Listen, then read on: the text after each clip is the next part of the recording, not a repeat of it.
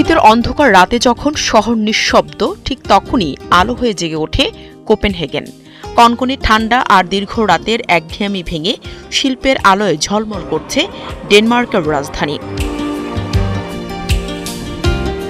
শুরু হয়েছে বহুল প্রতীক্ষিত কোপেনহেগেন লাইট ফেস্টিভ্যাল, যেখানে আলো আর কল্পনার মেলবন্ধনে নতুন রূপে ধরা দিচ্ছে শহর।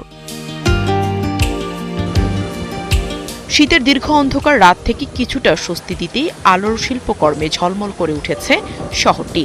৩০ জানুয়ারি আনুষ্ঠানিকভাবে উদ্বোধন হয় এই উৎসবের।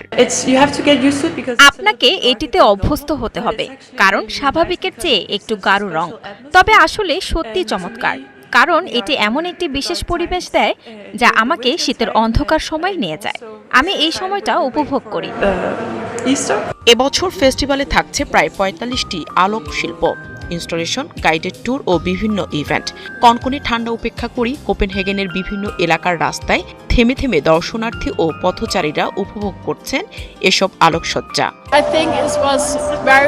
আমার মনে হয় এই আয়োজন খুব মজার এবং সুন্দর। আপনি হাঁটতে এবং আকর্ষণীয় আলো দেখতে পাবেন। এই উৎসবটি পুরো সম্প্রদায়কে এক করে। একজনের সাথে অন্যজনের দেখা হয়, কথা হয়, একসাথে ভালো সময় কাটানো যায়, এমনকি সোশ্যাল মিডিয়ার মাধ্যমেও। আয়োজকরা জানান, এই আলোক শিল্প এবং ইনস্টলেশনগুলো ২২ ফেব্রুয়ারি পর্যন্ত শহরের বিভিন্ন স্থানে প্রদর্শিত হবে। এছাড়া ঝলমলে আলোর ছোঁয়ায় বদলে গেল কোপেনহেগেনের শীতকালীন রাত। নাহিদা রিন্থি, ৭১।